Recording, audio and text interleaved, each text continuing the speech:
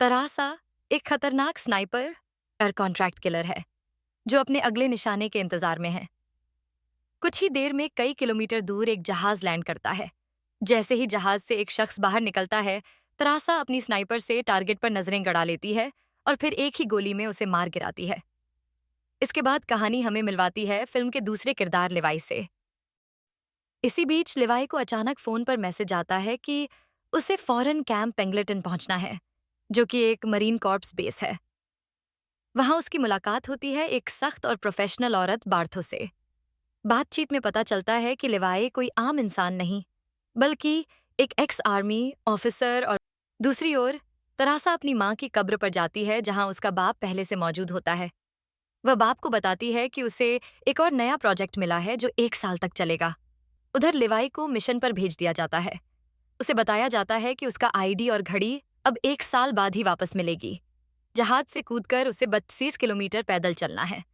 आखिरकार वह एक रहस्यमयी जगह पहुंचता है जहां उसकी मुलाकात होती है जेडी नाम के शख्स से।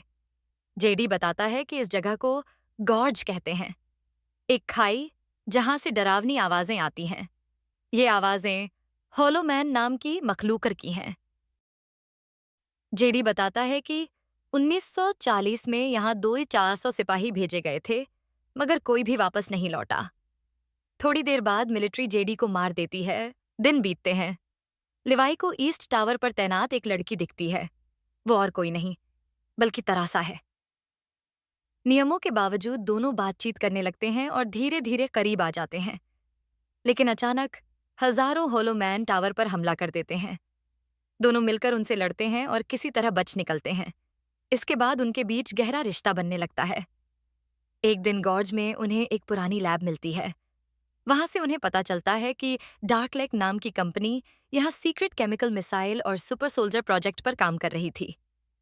एक हादसे में केमिकल लीक हो गया और लोग हॉलो मैन जैसे जानवरों में बदल गए। यही असली राज था। लिवाई और तरासा समझ जाते हैं कि यहाँ रहना मौत को दावत देने जैसा है।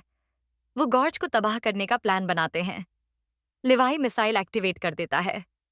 एक बड़ा धमाका होता है जिससे पूरी गॉर्ज और हॉलो मैन खत्म हो जाते हैं। बार्थो भी इस धमाके में मारी जाती है। तरासा किसी तरह बच जाती है, लेकिन लिवाई झरने में गिर जाता है और उसका कोई पता नहीं चलता।